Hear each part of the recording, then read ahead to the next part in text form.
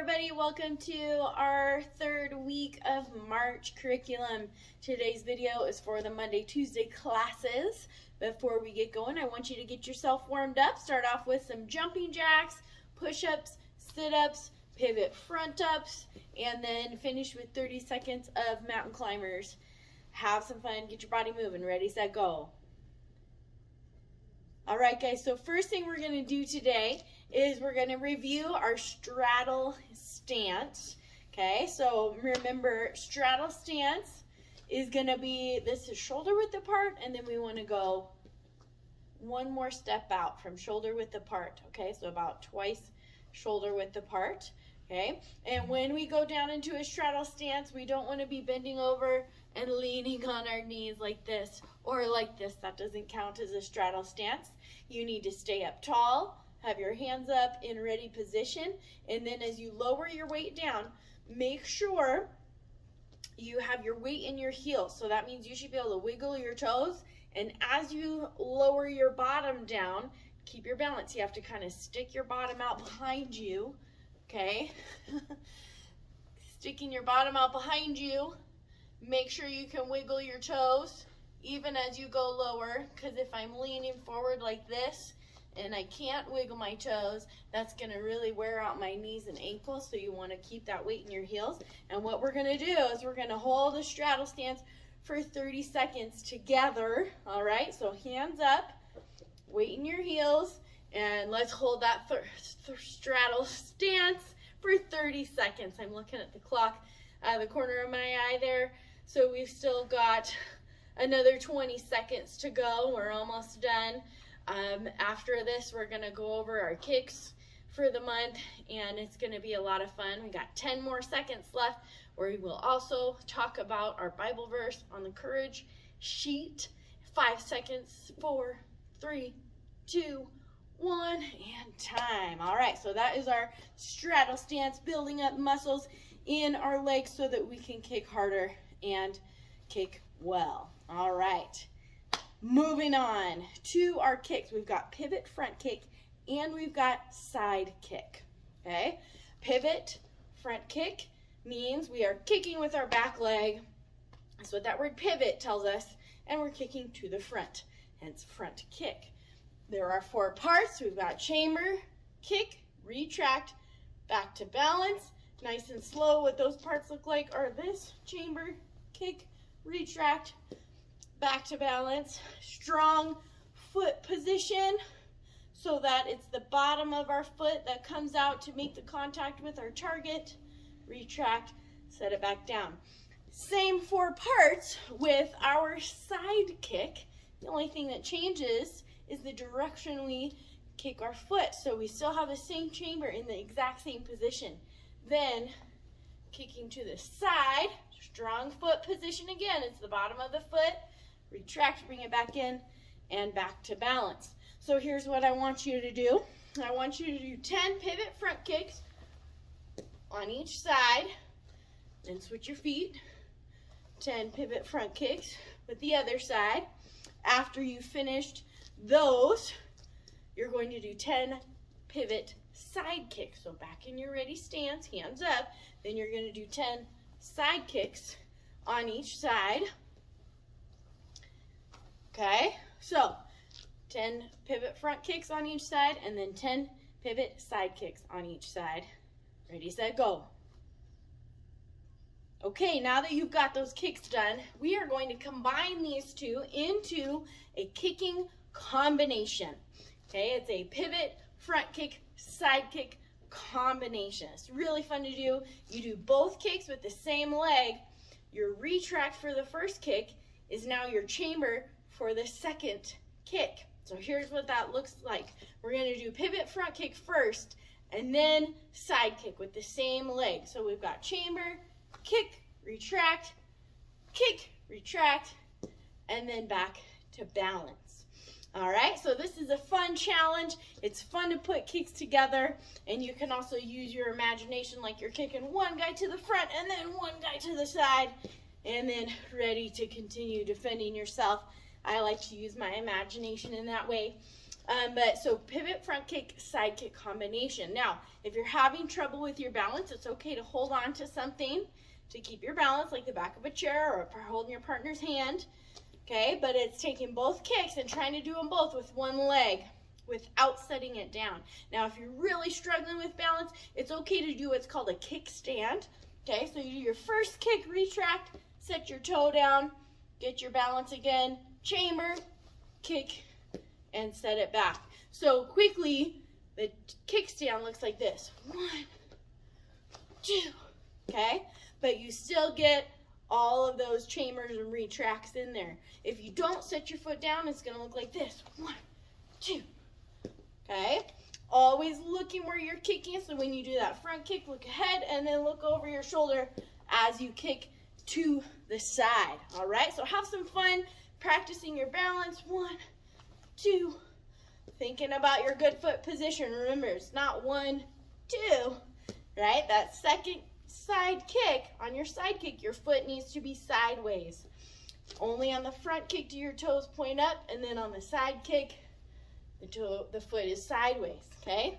So now that you've got the hang of that, I want you to do 10 combinations on each side. So with one side, you go front kick, side kick, and that's 1, and you're gonna do it 10 times. Then you're gonna switch your feet and go front kick, side kick, that's 1, and you're gonna go all the way to 10 on the other side. So have some fun with that kicking combination, 10 on each side. Ready, set, go.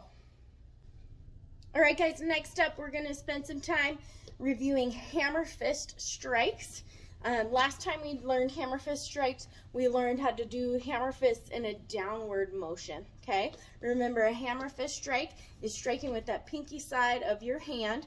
You still need to have a proper fist with your thumb out and around your fingers. We never want to tuck the thumb inside, but thumb is out and around the fingers. And the tighter you squeeze your hand, the less it will hurt as you're striking. If you have a loose hand, when you're doing hammer fist strike, it's really gonna hurt after a little bit, because then your fingers are kind of knocking together and your hand is getting jerked around. But the tighter you squeeze it and you have it nice and solid, think of how a hammer, the tool, is one solid piece, okay? And it doesn't flop around at all. It's one solid piece. So when you do a hammer fist strike with your own hand, you need it to be just as solid as if it were an actual hammer. Okay, so we learned about downward hammer strikes last time. Now we're going to learn about forward hammer strikes, okay? You can use a hammer strike going forward as well.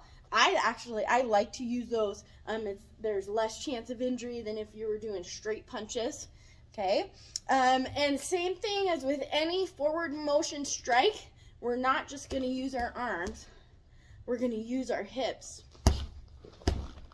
Okay, so it's not just swinging the arms out, but turning the hips and turning the other hip, pushing off that back leg. So a little bit farther away so you can see, I'm not just going to go like this. I'm going to and it's like your body is a whip, and that hip starts the strike, and your hammer fist is the very last thing to snap out, so that power can travel all the way up and into the end of your hand, into your hammer fist.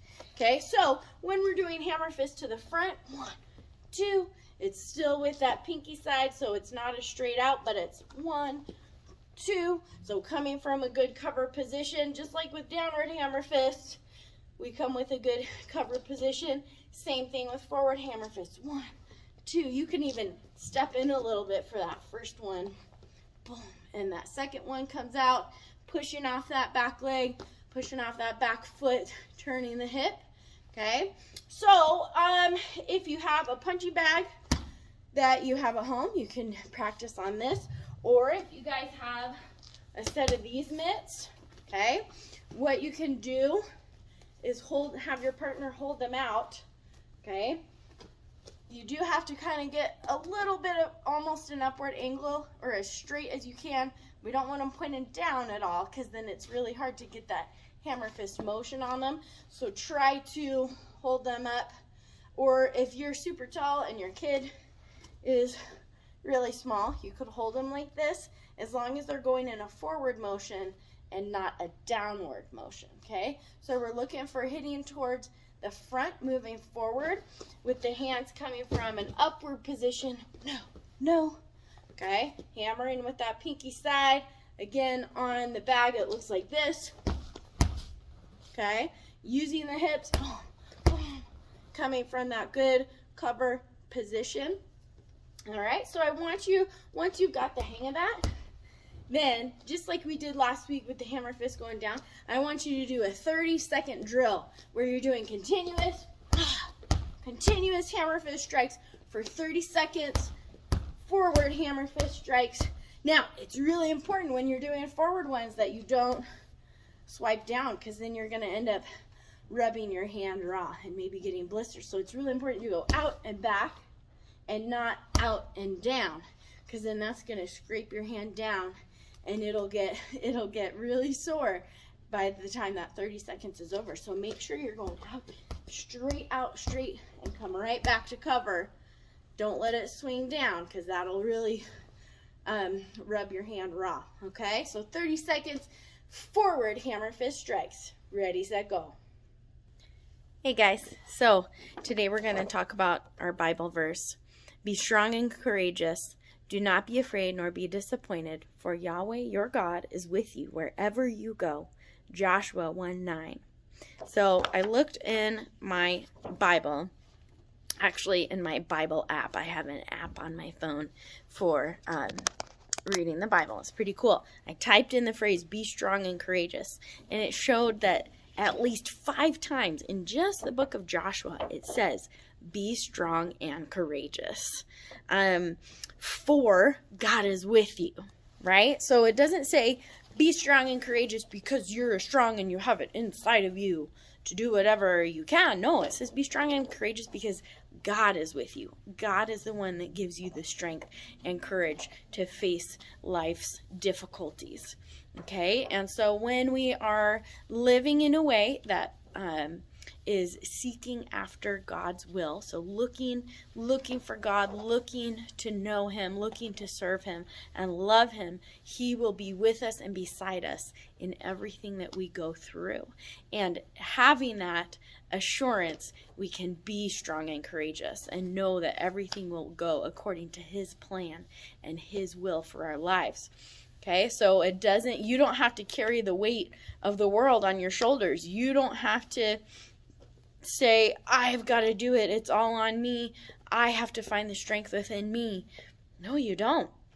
You can get your strength and your courage from the Lord by studying His Word, getting to know Him, praying, talking to Him, and putting your trust in Him. And that, having that faith, choosing to believe in the Lord, is what will give you the strength and the courage to face the things that are difficult in this life. All right. It also says, don't be afraid or disappointed. Right. So yes, we sometimes are afraid when we're placed in situations where we need to have courage. And that's a natural response, but then we can remember God's promise. Remember that God is with us and not let the fear control our actions, okay? And then don't be disappointed, right? So that means have an attitude of gratefulness. Thank you, God, for bringing me through this, for bringing me to this challenge, and I believe in your strength and courage that you will give me to get through this. And God, I just trust in your plan and your will for my life. And when you live with that attitude, when you go through difficult things, it's really going to help you get through it a lot easier.